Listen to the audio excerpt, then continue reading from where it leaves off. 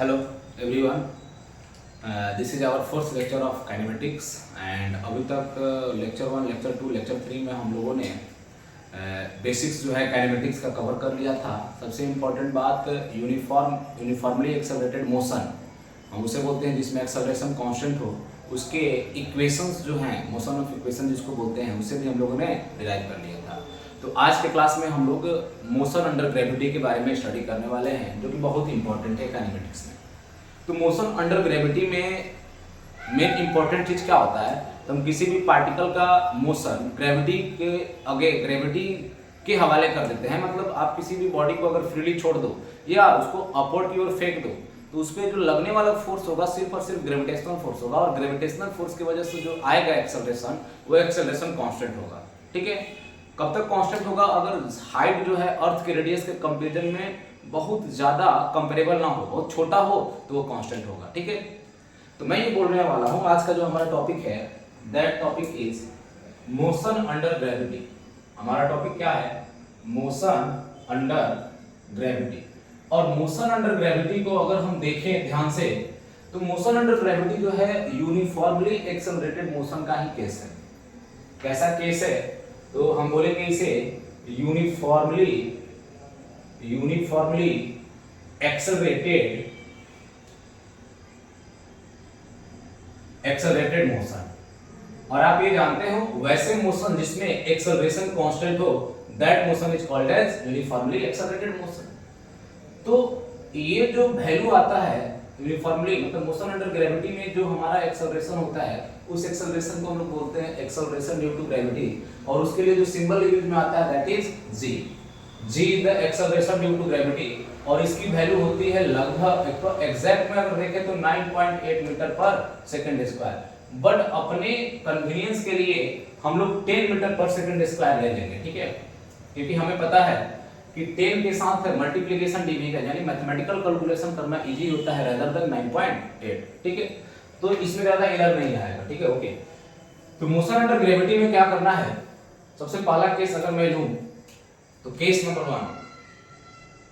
1 में क्या होने वाला है? जब किसी ऑब्जेक्ट को आप ग्राउंड से फेंकोगे, सबसे पहला case number 1, when object is projected with initial speed u from ground. जब इसे आप ग्राउंड से फेंकोगे इनिशियल स्पीड u से, तो ये ऊपर की ओर जाएगा ऐसे, और इस एक्सेलरेशन की जो डायरेक्शन होगी, आप जानते हो अर्थ जो है हमेशा अपनी ओर, यानी अर्थ जो है वो कैसा फोर्स लगाएगा? Gravitational force. और ग्रेविटेशनल फोर्स हमेशा अट्रैक्टिव इन नेचर होता है। तो हमेशा ऑब्जेक्ट को जब भी आप फेंकोगे, तो अर्थ फोर्स इस तरह से लगाएगी कि ऑब्जेक्ट अर्थ की सरफेस की ओर आए, तो एक्सेलरेशन भी सरफेस की ओर होगा। दैट मींस एक्सेलरेशन ये जो होता है, एक्सेलरेशन ड्यू टू ग्रेविटी, ये डाउनवर्ड की ओर होता है। ये एक्सेलरेशन को हम क्या बोलते हैं? Acceleration due to gravity. और इसकी जो डायरेक्शन होती है, मैग्नीट्यूड तो मैंने बता दिया, acceleration due to gravity always towards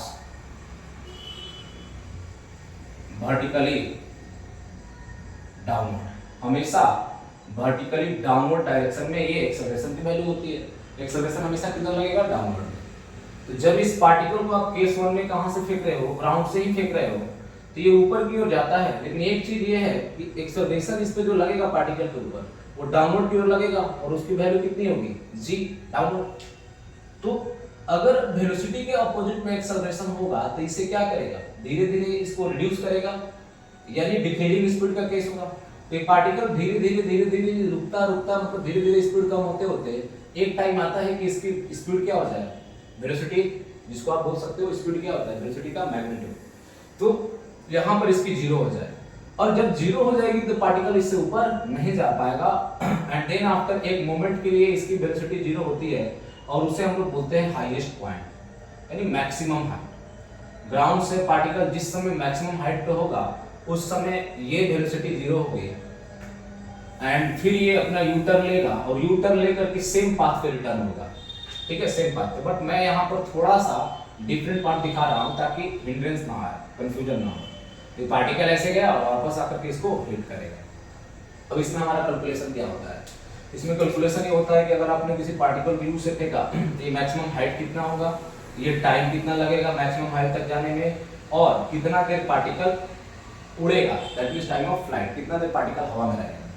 तो सबसे पहले मैं कैलकुलेशन कर लेता हूँ ये टाइम ऊपर जाने का, this time is called as time of ascent, and यहाँ से वापस आने का टाइम को मैं बोल रहा हूँ टाइम ऑफ डिसेंट, ठीक है। तो टोटल टाइम कितना पार्टिकल हवा में रहेगा, T A plus T D. सबसे पहला कैलकुलेशन करते हैं पार्टिकल का अपवर्ड मोशन। तो जो पार्टिकल का अपवर्ड मोशन है, अपवर्ड मोशन, वो अपवर्ड मोशन कैसा मोशन है, तो रिटार्डिंग मोशन है। देखो रिटार्डिंग मोशन मतलब एक्सेलरेशन वेलोसिटी के अपोजिट में है, तो उसको धीरे धीरे क्या करेगा, स्लो करेगा। तो मैं क्या करूंगा, इसको इनिशियल और इसको फाइनल मानते हुए इक्वेशन ऑफ मोशन अप्लाई कर लूंगा, क्योंकि इक्वेशन ऑफ मोशन हम कब अप्लाई कर पाते हैं, जब एक्सेलरेशन की वैल्यू कांस्टेंट है, और मोशन अंडर ग्रेविटी के अंदर एक्सेलरेशन जो है वो तो कांस्टेंट ही है, बिल्कुल कांस्टेंट है। तो अपवर्ड मोशन के लिए मैं बोल रहा हूं कि इनिशियल वेलोसिटी मेरी u है, फाइनल वेलोसिटी 0 है, acceleration due to gravity downward में है, और जो टाइम लगा इसको जाने के लिए दैट टाइम इज t है। तो कैलकुलेट करना है इसे, तो मैं क्या अप्लाई करूं, ऐसा इक्वेशन देखिए जिसमें u भी हो, v हो, a और t भी हो। तो सबसे बेस्ट इक्वेशन यही है, v is equal to u plus at। v का वैल्यू 0 पुट करो, u तो आपका u है ही, और एक्सेलरेशन जो है ये माइनस में आएगा, and this time is t है। यहाँ से मुझे पता चल गया टाइम ऑफ एसेंट कितना आएगा, minus u upon minus g, that means u by g। Okay, तो कितना देर पार्टिकल को ऊपर जाने में लगा, u बाई g। यहाँ तक आप समझते होंगे, ठीक है। अब बात ये है कि ये यहाँ तक जब गया तो ये मैक्सिमम हाइट कितना होगा, ये मुझे पता चला time taken to reach at maximum height, time taken to reach at maximum height, time taken to reach at maximum height, this time is equal to u by g। अब जितना देर particle ऊपर जाने में लेगा उतना ही देर वापस आने में, रिटर्न होने में।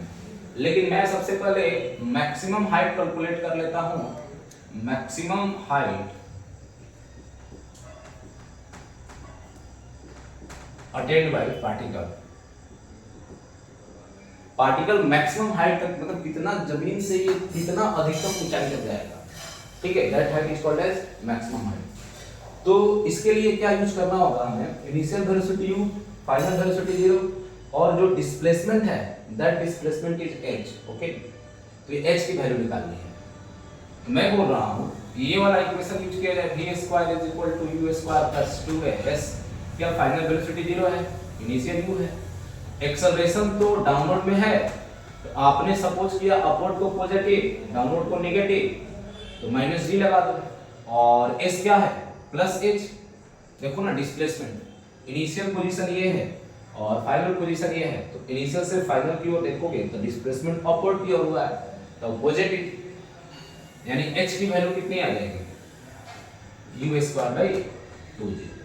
तो this height is maximum height attend by the particle. ये पार्टिकल मैक्सिमम कितनी हाइट तक जाएगी, तो u square by 2g height तक जाएगी।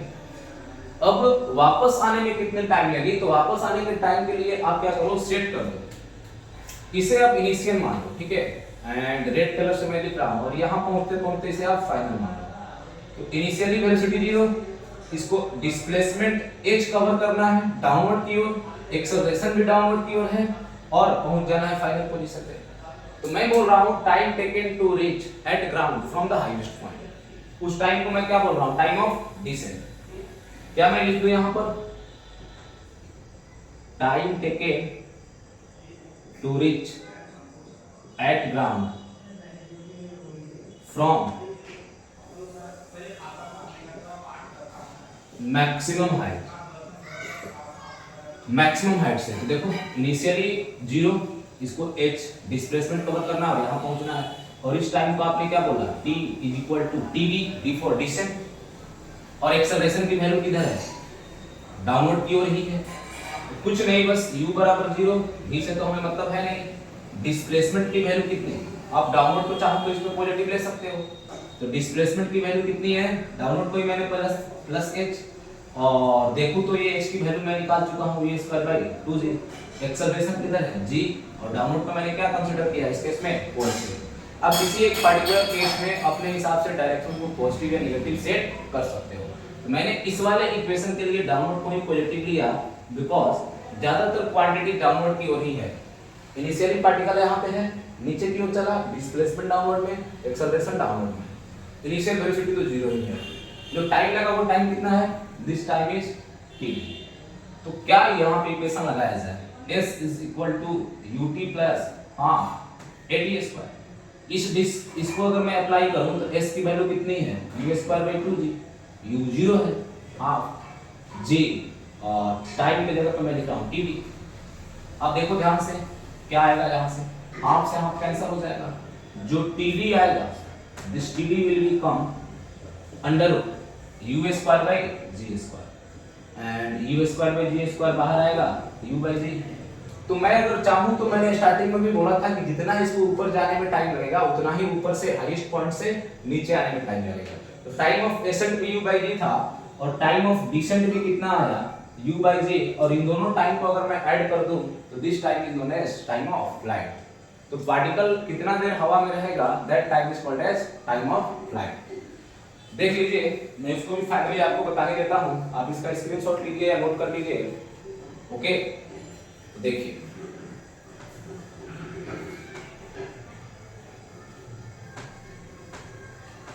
पार्टिकल जो है हम एक और टर्म डिफाइन करते हैं, टाइम ऑफ फ्लाइट। ये टाइम ऑफ फ्लाइट क्या होता है, the time for which particle will be in air, the time for which particle will fly. तो फ्लाई करने का मतलब ये होता है उड़ना, ठीक है, समझ रहे हो बात, उड़ना मतलब हवा में रहना, ठीक है। तो ये टाइम जो होगा this time will B TA plus TD, ऊपर जाने का टाइम और ऊपर से नीचे आने का टाइम। ध्यान रखिएगा, नीचे से ऊपर जब जाता है तो रिटार्डिंग मोशन होता है और ऊपर से जब नीचे आता है तो एक्सेलरेटिंग मोशन होता है, ठीक है। क्या एक्सेलरेशन अपना डायरेक्शन चेंज कर रहा है, बिल्कुल नहीं, एक्सेलरेशन हमेशा डाउनवर्ड में लग रहा है, ठीक है। तो ये टाइम कितना हो जाएगा, टाइम ऑफ फ्लाइट हो जाएगा u/g plus u/g and this time will be equal to u/g। ये मुझे समझ आया, ठीक है। तो इस पे क्वेश्चन सॉल्व कर लेते हैं। मैं अगेन बोल रहा हूँ आपको, अगर ये फॉर्मूलाज याद भी नहीं है, हालांकि याद हो ही जाता है, फिर भी अगर याद नहीं है तो जरूरत भी नहीं है याद करने का, इक्वेशन ऑफ मोशन याद है, उसके हिसाब से डिराइव कर ले जाओगे, ठीक। आइए क्वेश्चन देखते हैं।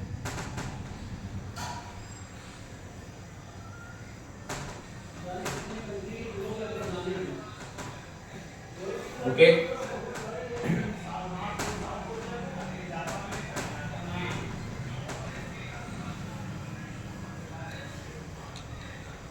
ठीक है, okay, 1 minute.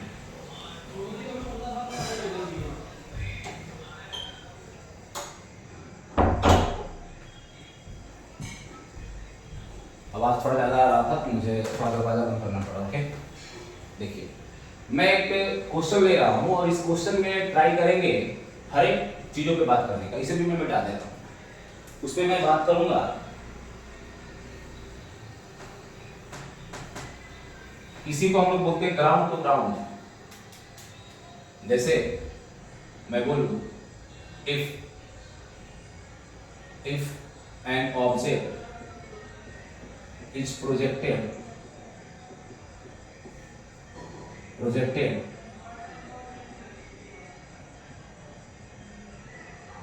vertically upward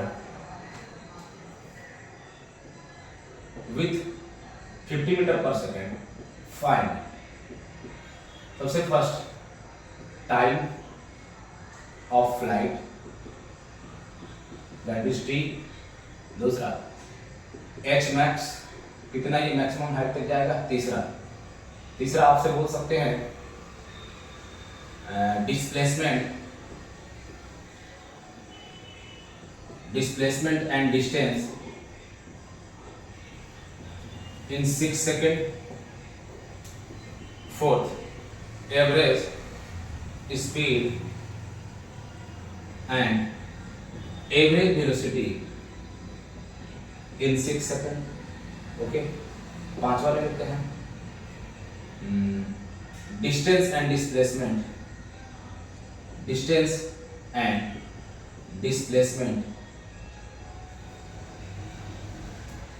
distance and displacement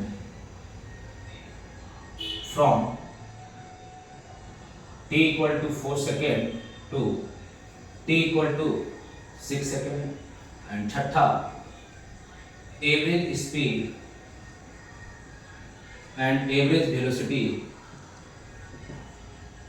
from t equal to 4 second to t equal to 6 second। इतना मैं कर देता हूँ, ठीक है। ये क्वेश्चंस हैं, और ये क्वेश्चंस नहीं है, ये प्रॉब्लम्स सिर्फ बहाना है, इसके बहाने आपको कंसेप्ट सिखाना है बस। This is my purpose. With the help of this problems I will deliver the process of solving method to you, okay. तो मैं कैसे इसे आपको डील करना है, तो सबसे पहली बात, इस क्वेश्चन के अंदर सिर्फ बोला है 50 मीटर पर सेकंड से फेंका गया है। कंसीडर कर लेंगे जो जी की वैल्यू है, हमें पता है, अगर ना बोला जाए तो आप 10 मीटर पर सेकंड लो, क्योंकि कोई बेवकूफ ही होगा, ठीक है, कि आप जी की वैल्यू 9.8 लोगे। अगर मान लो मल्टीप्लाई करना है 2g का वैल्यू पता करना है, तो 2 × 10 इज वेरी वेरी इजी। 20 बोल दो सीधे, लेकिन 2 × 9.8 करना थोड़ा डिफिकल्ट होगा। तो टाइम ऑफ फ्लाइट के लिए मैंने आपको फार्मूला बताया है, बट छोड़िए फार्मूला को और यहाँ पे ध्यान दीजिए, बेसिक कॉस्ट पे बात करेंगे, ओके। ये मेरा ग्राउंड है और ग्राउंड से ही फेंका गया है पार्टिकल को। कितने स्पीड से फेंका गया है? दिस स्पीड इज 50 मीटर पर सेकंड। जब आप पार्टिकल को 50 मीटर पर सेकंड से फेंकोगे तो ये ऊपर की ओर जाएगा, और एक टाइम पर इसकी, ये मैक्सिमम हाइट पर इसकी वेलोसिटी क्या होने वाली है? 0। और देन आफ्टर ये रिटर्न होगा, वापस आकर के क्या करेगा? ग्राउंड को हिट करेगा। इंपॉर्टेंट बात ये है कि पार्टिकल को यहां पहुंचने में कितनी टाइम लगेगी। सोचो, एक्सेलरेशन ड्यू टू ग्रेविटी, इस केस में जब ये ऊपर जा रहा है तो रिटार्ड कर रहा है क्या? अगर वेलोसिटी की वो अपोजिट डायरेक्शन में है, ध्यान से सुनिएगा, वेलोसिटी की अगर वो अपोजिट डायरेक्शन में है तो एक्सेलरेशन क्या होता है? Change in velocity. और एक्सेलरेशन की वैल्यू कितनी है? 10 मीटर पर सेकेंड स्क्वायर। यानी वो वेलोसिटी को 10 मीटर पर एक सेकंड में वेलोसिटी के अंदर कितना चेंज आएगा? 10 मीटर पर सेकंड। एक सेकंड में वेलोसिटी के अंदर कितना चेंज आएगा? 10 मीटर पर सेकंड चेंज आएगा। अब वो चेंज इंक्रीज या डिक्रीज दोनों हो सकता है। अगर एक्सेलरेशन वेलोसिटी के अपोजिट डायरेक्शन में हुआ तो वो चेंज डिक्रीज होगा, और अगर डायरेक्शन में हुआ तो इंक्रीज होगा। तो क्या जब ये ऊपर की ओर जाता है तो एक्सेलरेशन ड्यू टू ग्रेविटी हमेशा डाउनवर्ड की ओर लगता है, और इसकी वैल्यू अगर 10 मीटर पर सेकंड स्क्वायर है, जो कि मैंने वहां लिखा हुआ है, तो ये हर एक सेकंड में इसके स्पीड को 10 से डिक्रीज कर देगा। सही बात है। तो 50 मीटर पर सेकंड से इसको 0 ले जाने में कितना टाइम लगेगा? अगला, जैसे मैंने इसको फेंका तो this time is equal to t equal to 0। तो अगला एक सेकंड पे अगर मैं बोलूं तो इसकी ये कहीं ऊपर जा चुका होगा, और t इक्वल टू एक सेकंड पे अगर मैं बात करूं तो ये कितना हो चुका होगा? 40 मीटर पर सेकंड। अगला देखूं मैं एक और सेकंड बाद, that means t equal to 2 second पे ये कितना हो चुका होगा? 30। और एक सेकंड बाद देखूं तो t इक्वल टू 3 सेकंड पे ये और 10 कम होकर के 20। अगला t इक्वल टू 2 सेकंड पे, सॉरी 4 सेकंड पे कितना हो चुका होगा? 10। समझ रहे हो क्या इस चीज को? t इक्वल टू 4 सेकंड पे ये कितना हो चुका होगा? 10। मैं ये बोल रहा हूं t इक्वल टू 4 सेकंड पे ये स्पीड कितनी हो चुकी होगी इसकी? 10। ओके, पीछे मीटर पर सेकंड लगा लेंगे। चलो लगा ही देता हूं, मीटर पर सेकंड, मीटर पर सेकंड, मीटर पर सेकंड, यहां पे भी मीटर पर सेकंड। और ये अब 10 बच गया है, और इस 10 को 1 सेकंड में रिड्यूस कर देगा, मतलब हाईएस्ट पॉइंट पे t इक्वल टू 5 सेकंड पे होगा। आपको यकीन नहीं आता है, फार्मूला लगाइए। टाइम ऑफ प्रेशर का फार्मूला क्या था? u/g। यहां पे u कितना है? 50, g कितना है? 10, 5 सेकंड। तो हमें पता चल गया क्या? 5 सेकंड में ये सबसे हाईएस्ट पॉइंट पे होगा। अब वो रिटर्न आएगा। जब वो रिटर्न आएगा तो क्या मैंने वो डिराइव किया था, time of ascent will be equal to time of descent. यानी यहां से यहां जाने में जितना टाइम लगा, यहां से ऊपर वापस आने में सेम टाइम लगता है। तो नीचे से टॉप से सबसे हाईएस्ट पॉइंट पे जाने में टाइम लगा 5 सेकंड। कितना लगा? 5 सेकंड। तो वापस आने में और 5 सेकंड। मतलब अगर आप इसको t इक्वल टू 0 बोल चुके हो, से t इक्वल टू 5 बोल चुके हो, यहां पहुंचेगा जब ये, उस समय इसकी टाइम कितनी हो चुकी होगी? 10 सेकंड। अब देखो, यहां से देखो, यहां से ऊपर जाने में कितना टाइम लगा? तो सर 4 सेकंड पे यहां पे था, 5 सेकंड में यहां पहुंचा 1 सेकंड। तो ऊपर से फिर वापस यहां आने में 1 सेकंड का ही टाइम लगेगा। अगर आप बोल रहे हो नीचे से हाईएस्ट पे जाने में 5 सेकंड और हाईएस्ट से फिर नीचे आने में भी 5 सेकंड, तो हर जगह ये लागू होगा ना। यहां से ऊपर जाने में 1 सेकंड लिया तो ऊपर से फिर वापस यहां आने में कितना लेगा 1 सेकंड, यानी यहां पर 6 सेकंड पे हो। ध्यान दोगे सेम हाइट पे ये वापस आ रहा है, फिर यहां पर ये 7वें सेकंड पे होगा। वैसे देखो 3 सेकंड से 5 सेकंड, 2 सेकंड ऊपर जाने में लगा तो नीचे आने में भी 2 सेकंड, तो 3 में 2 जोड़ने पे 5 आता है, तो 5 में फिर डिवाइड करोगे तो 7 आएगा, यानी सेकंड सेकंड पे यहाँ पे होगा यहाँ पे।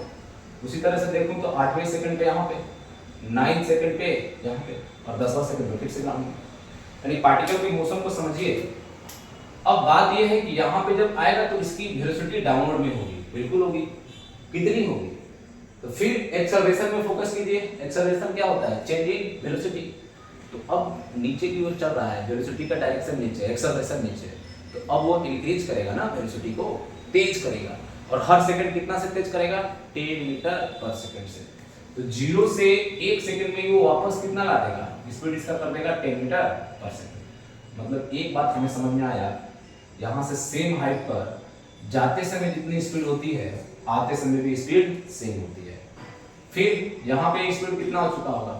20 मीटर पर सेकंड। इंक्रीज कर रहा है ना, 10 मीटर पर सेकंड यहाँ था, 1 सेकंड में और 10 इंक्रीज करेगा, फिर 1 सेकंड में और 10 मीटर पर सेकंड इंक्रीज करेगा, 40 मीटर पर सेकंड।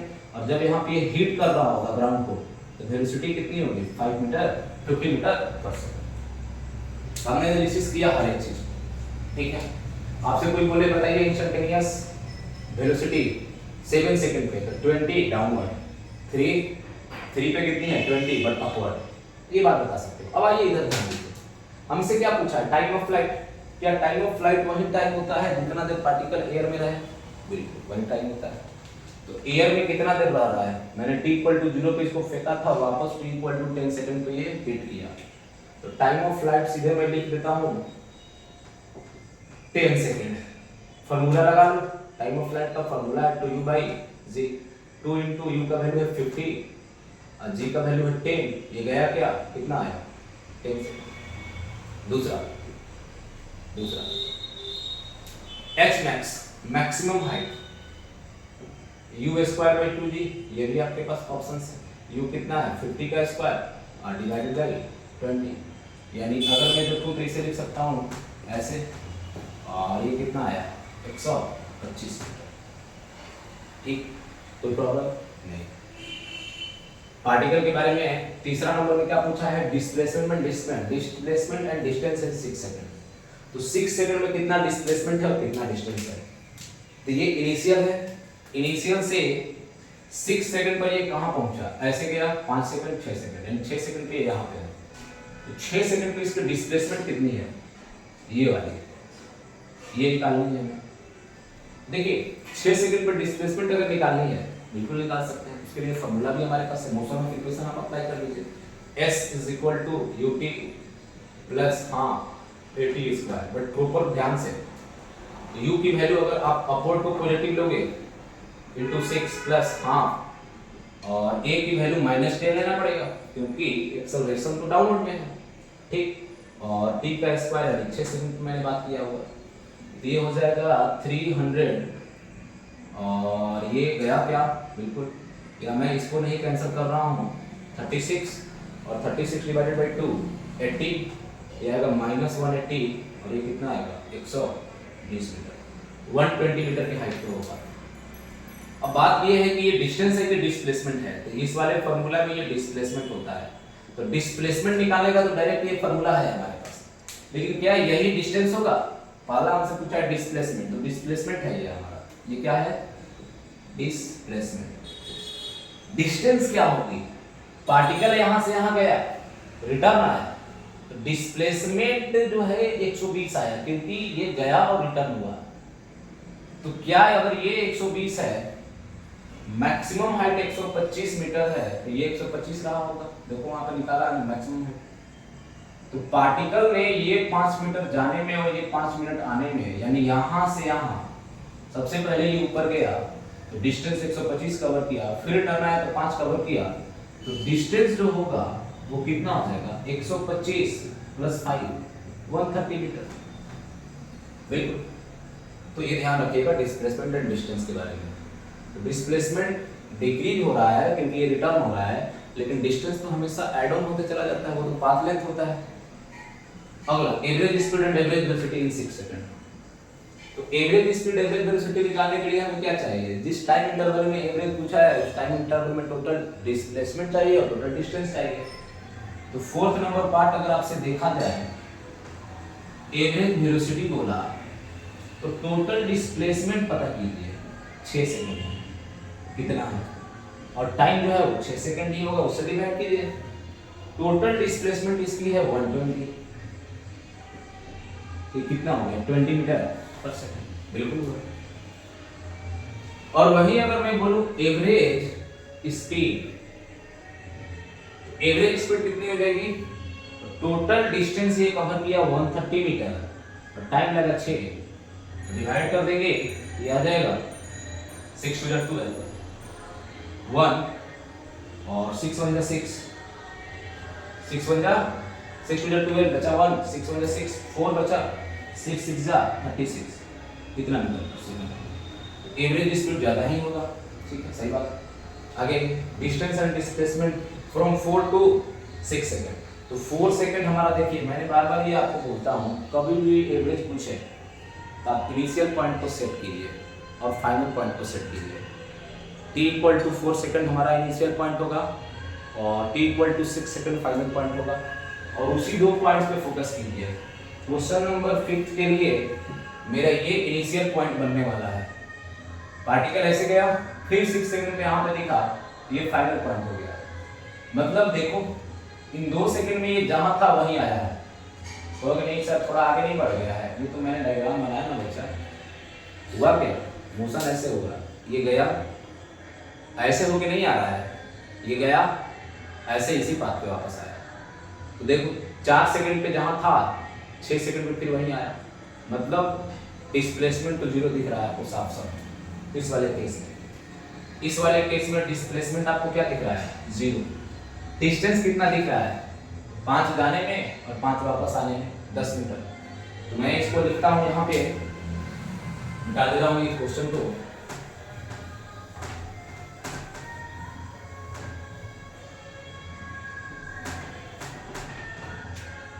फाइव नंबर डिस्प्लेसमेंट 0 और डिस्टेंस कितना 5 + 5 10। और अगर लास्ट क्वेश्चन देखा जाए तो वही सेम सिनेरियो में आपसे क्या पूछा है, average speed and average velocity.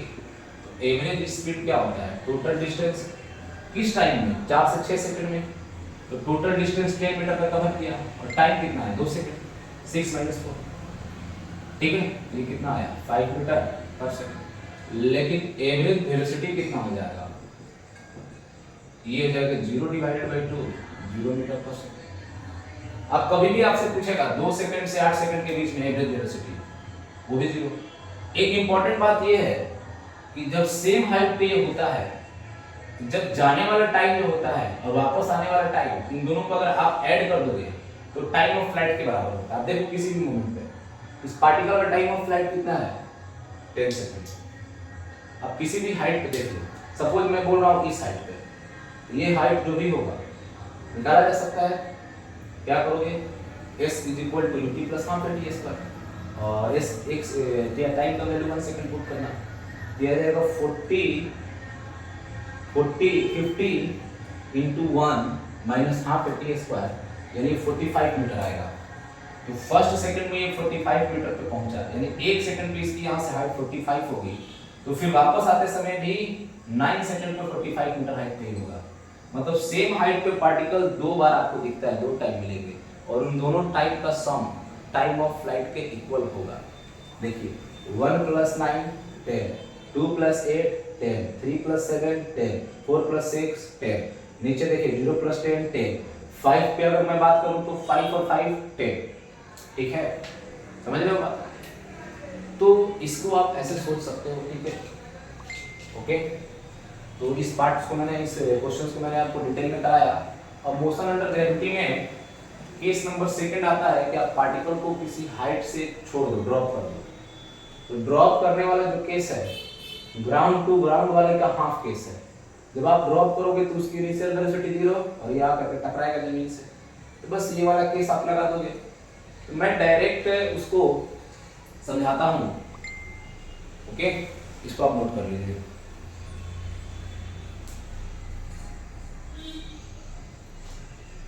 Okay, इसको आप नोट कर लीजिए और मैं उसमें 2-4 मिनट बात कर लेता हूँ, ठीक है।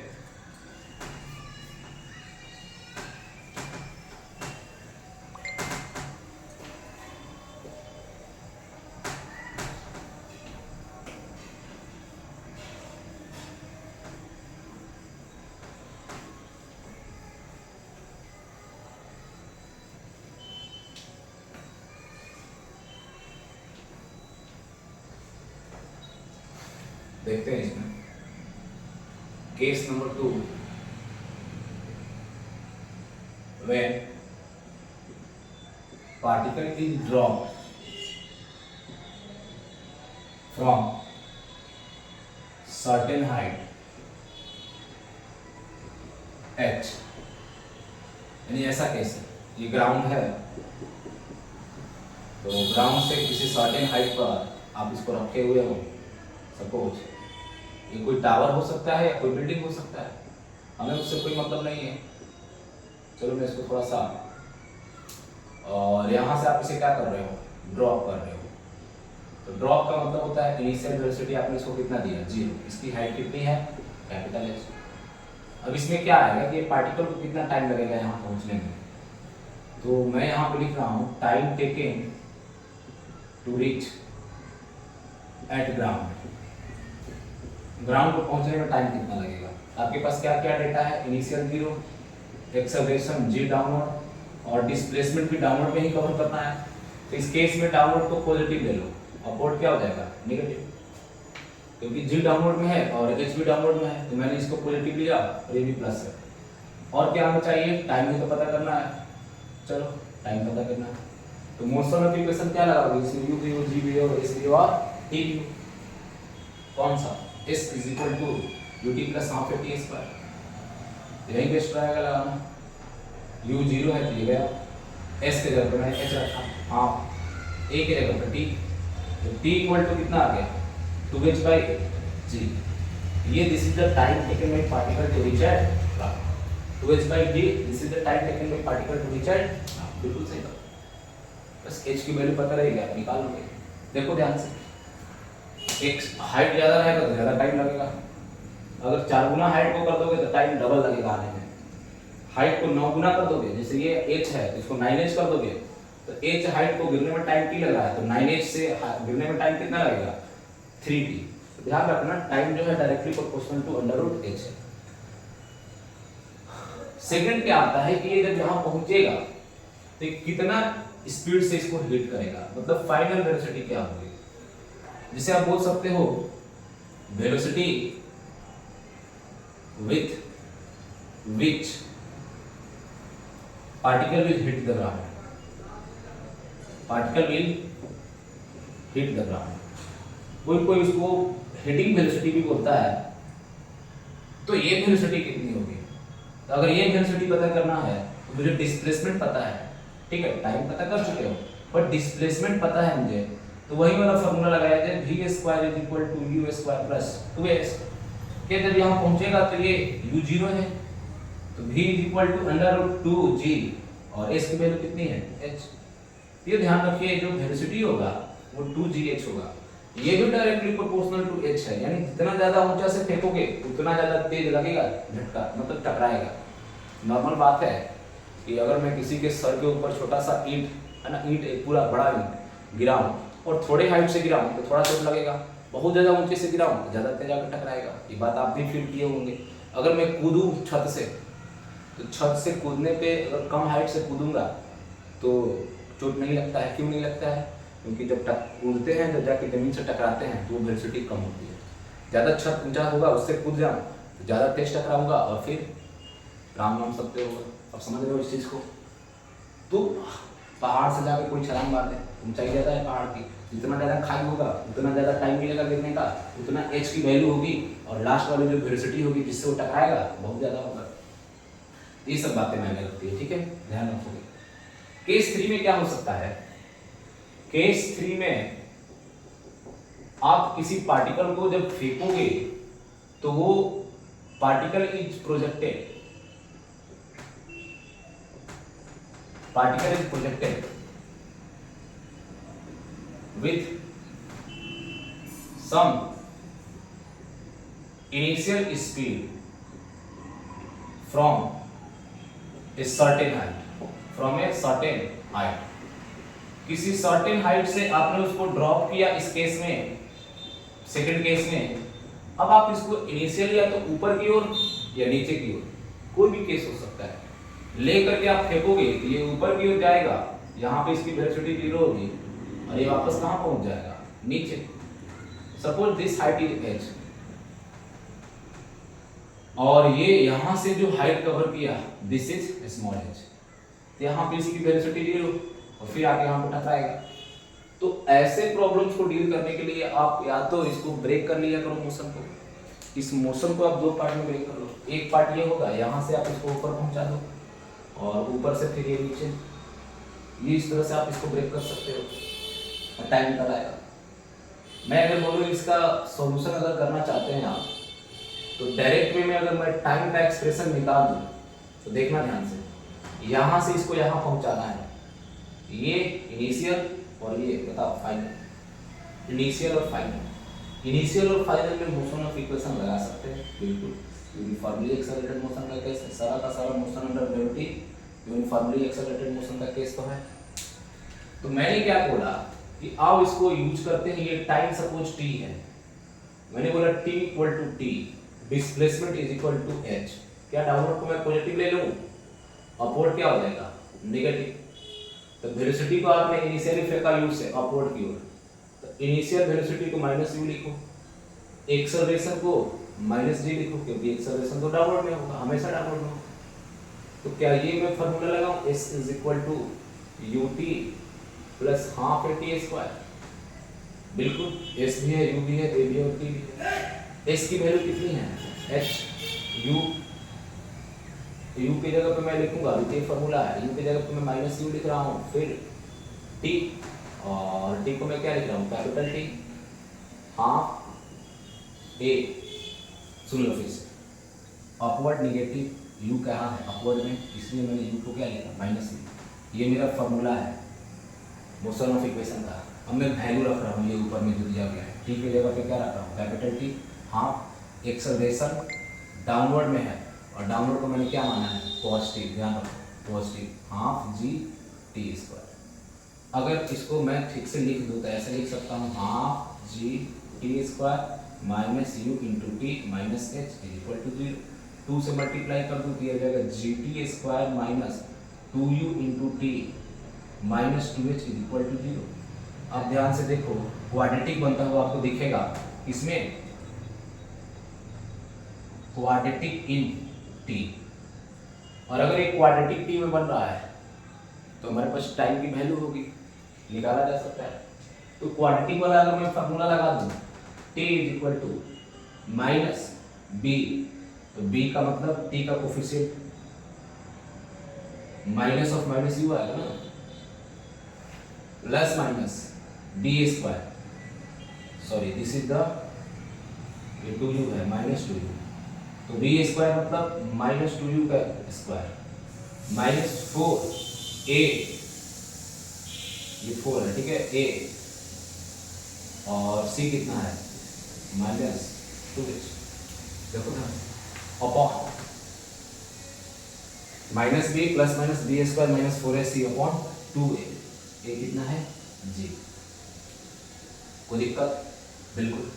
अब थोड़ा सा इसको रिजॉल्व कर लेते हैं ठीक से, माइनस माइनस जाएगा प्लस, और ठीक है कोई दिक्कत तो नहीं है इसमें, प्लस माइनस, यहाँ पे ये 2 का स्क्वायर कितना हो जाएगा, 4u² minus minus again plus 8gh upon में क्या 2g, कोई दिक्कत तो नहीं इसमें, ठीक है। और यहाँ से मैं देखूँ तो ये आएगा u, 2 इसमें से कॉमन निकाला जा सकता है, देखिए 2 कॉमन निकालोगे, नीचे में 2 है, तो 2 से कॉमन निकाल रहे तो मैं अगर कैंसिल कर दूँ, इसे मैं लिख रहा हूँ u/g प्लस माइनस यहाँ से 2 कॉमन निकालूंगा तो अंदर क्या बचेगा, अंदर बचेगा यू स्क्वायर और यहाँ पे बचेगा जी स्क्वायर प्लस यहाँ से आपने 4 निकाला तो 2 हो जाएगा 2 जी एच अपॉन जी स्क्वायर। पूरा मैंने सेट कर दिया, अब इसको ध्यान से देखना, ठीक है। ये अंदर जाएगा, वैसे भी आप देखो 4 जी स्क्वायर से जब डिवाइड करोगे तो 4 से 4 cancel, u square by ji square, 4 से 8 कैंसिल करोगे 2 बचेगा g h by ji square. ये टाइम आया, टाइम के 2 वैल्यू मिल रहे हैं। ये डेरिवेशन कराने का मेरा पर्पस है बहुत इंपॉर्टेंट, उसको मैं समझाना चाहूँगा आपको। ये टाइम याद रखना कि जब आप ऊपर से छोड़ देते हो नीचे की ओर, ये टाइम कितना आता है 2h बाई जी, और जब ग्राउंड टू ग्राउंड फेंकते हो तो टाइम कितना आता है 2u बाई जी। बिल्कुल, तो जो टाइम आया मेरे पास वो कितना आया u बाई जी, एक तो प्लस आया और एक माइनस आया। माइनस में क्या आया under root you square by ji square plus 2g h upon g square. इसको कैंसिल कर दोगे तो आप इसको ऐसे लिख सकते हो, हमारे पास 2 टाइम है, एक ये टाइम प्लस वाला U square by ji square plus 2h by G, और एक टाइम कितना आया u बाई जी माइनस, एक बार प्लस दिया एक बार minus, under root you square by ji square plus 2h by G. कोई प्रॉब्लम तो नहीं। अब सुनिए, इस टाइम में और इस टाइम में फोकस कीजिएगा। देखो तो अगर आप रूट, अगर मैं इसको हटा भी दूँ, ये तो प्लस में हुआ है, अगर इसको जीरो भी मान लूँ तो ये U square by ji square U by G इस रूट के अंदर है, तो ये क्वांटिटी यू बाई जी के इक्वल है। यानी स्क्वायर रूट के अंदर वाला क्वांटिटी अगर बाहर आता भी है स्क्वायर रूट से तो इससे बड़ा वैल्यू होगा, और छोटे वैल्यू में से बड़ा वैल्यू घटाओगे तो ये टाइम कैसा होगा नेगेटिव। ये टाइम नेगेटिव पॉसिबल है? पॉसिबल ही नहीं है। इसे हम लोग क्या कर देंगे रिजेक्ट, और ये ध्यान में रखेंगे। ये जो एक्सप्रेशन है क्या इसे याद करना है? बिल्कुल भी नहीं। मैं इसलिए इसको लाया कि मैं आपको एक मेन जो बात बताना चाहता हूं। अब बताना, जब किसी को ग्राउंड से फेंकते हो यू से, तो ये वापस जाता है, यहाँ पे टाइम कितना आता है 2u बाई जी, और जब आप इसको ड्रॉप करते हो h हाइट से तो ये टाइम कितना लगता है नीचे गिरने में 2h बाई जी। तो मैं वही ले रहा हूँ इसमें। सपोज केस में मैंने माना, सपोज फर्स्ट इफ अगर तुम ग्राउंड से ही फेंक रहे हो, ग्राउंड से ग्राउंड, यानी h को क्या कर दो 0, जहां से फेंका वो ग्राउंड ही है, तो आपने हाइट से नहीं फेंका, h 0। अगर मैं इस केस में h 0 पुट कर दूं तो देखना क्या आएगा, u square by ji square और h की वैल्यू 0, ये कितना आ जाएगा u by ji, square root से बाहर आएगा ये u बाई जी, कितना आया 2u बाई जी। क्या हमारा ये टाइम आया था कि नहीं आया था इधर से? यानी ये एक्सप्रेशन मेरा सही है ना? मानते हो ये बात? नहीं मानते हो तो एक बार और चेक करो। अगर इसी वाले एक्सप्रेशन में मैं u को 0 पुट कर दूं तो सिंपल ड्रॉप वाला केस हो जाएगा, केस 2। मैंने क्या किया, ये जो केस है थर्ड केस, ये first case and second case का कॉम्बो है, कॉम्बो पैक। कॉम्बो पैक समझ रहे हो ना आप? इस केस में अगर हाइट 0 कर दो तो केस 1 मिल जाएगा, और u 0 कर दो, हाइट 0 ना करो, u 0 करो तो केस क्या मिल जाएगा सेकंड। क्या केस 1 में मैंने ग्राउंड से ग्राउंड की ओर फेंका था, ग्राउंड से फेंका था, ग्राउंड पाया था, हाइट 0 था, मतलब जहां से आप इनिशियली फेंक रहे हो उस पार्टिकल को ग्राउंड में ही रखा गया है, हाइट 0। अगर u 0 कर दिया, u 0 पुट करो, यहाँ u 0 आएगा, टाइम क्या आएगा, that time will be equal to, ये भी 0 हो जाएगा, ये भी 0 हो जाएगा, और वो टाइम कितना आएगा अंडर रूट 2h बाई जी। तुम देखो ध्यान से, ये टाइम 2h बाई जी आया था, ड्रॉप वाला केस है, ये कैसा केस है ड्रॉप वाला, और ये ग्राउंड टू ग्राउंड वाला केस है, ये दोनों कॉम्बिनेशन है। मैं अभी बोल रहा हूँ फार्मूला के पीछे ना जाइए, आपको एनालिसिस के पीछे जाइए। अगर मैं यहाँ पे क्वेश्चन लूँ न्यूमेरिकल तो उसे भी सॉल्व कर दूंगा अगर आपकी रिक्वेस्ट हो तो और डिमांड हो तो, बट इससे ज़्यादा बेस्ट होगा हम नॉन यूनिफॉर्म एक्सेलरेटेड मोशन पे क्वेश्चन सॉल्व करें तो, ठीक है? Okay, thank you.